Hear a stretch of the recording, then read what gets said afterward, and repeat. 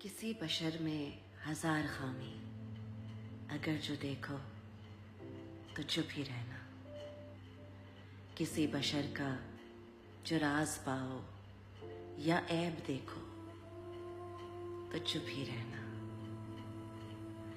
अगर मनादी को लोग आए, तुम्हें कुरेदें, तुम्हें मनाएं, तुम्हारी हस्ती के गीत गाएं, तुम्हें कहें कि बशर में देखी बुराइयों को बयान कर दो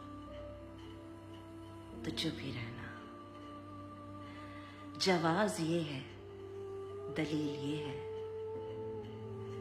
ज़ईफ लम्हों की लग़ज़िशों को, हराम नाते की क़ुर्बतों को, हमारी सारी हमाकतों को, हमारी सारी खबासतों को वो जानता है, वो देखता है, मगर वो चुप है।